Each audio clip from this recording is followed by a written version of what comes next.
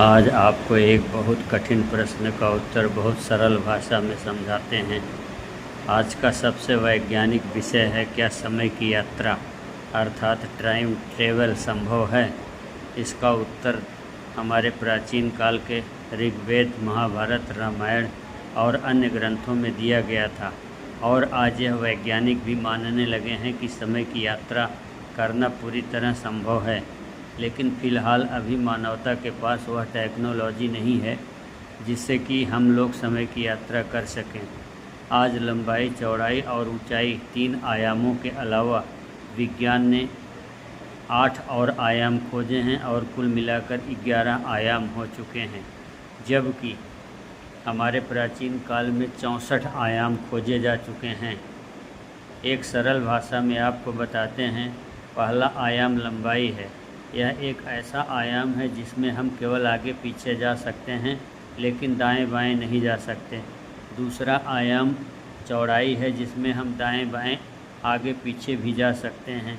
और तीसरा है ऊंचाई। ऊंचाई एक ऐसा आयाम है जिसमें हम आगे पीछे, दाएं बाएं, ऊपर नीचे जा सकते हैं। चौथा आयाम स्वयं समय है।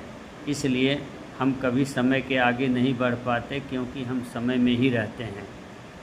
इस प्रकार जो लोग चौथे आयाम के बाद 5वां आयाम पहुंच जाते हैं, वे सिद्ध योगी होते हैं और वे समय में क्या हो रहा है उसको पहले से और पीछे से देख सकते हैं। लेकिन वे इन घटनाओं को नियंत्रित नहीं कर सकते। लेकिन छठे आयाम तक आते आते लोग आगे आने वाली और पीछे होने वाली घटनाओं को भी देखते हैं और उसे नियंत्रित करने की शक्ति भी प्राप्त करते हैं। इस प्रकार 8वें, 9वें, 10वें आयाम तक के लोग त्रिकालदर्शी और देवत्व शक्तियों से युक्त होते हैं। 11वें आयाम में स्वयं ईश्वर और देवी देवता रहते हैं और 11वें आयाम के बाद भगवान शिव और माता पार्वती जी रहती हैं, जो देश काल, समय, परिस्थितियों, मात्रा सबको नियंत्रित करते हैं और सब कुछ उसी में समाहित होता है। समय यात्रा की 3 कथाएं मैं आपको बताना चाहता हूँ। पहली कथा, राजा रैवतक अपनी लड़की रेवती के लिए ब्रह्मा जी के पास गए। वहाँ वे कुछ पल रहे और योग्य वर की मांग किया तो ब्रह्मा जी हंसे और बोले, आपके यहाँ एक पल रहने से धरती पर कई युग बीत चुके हैं।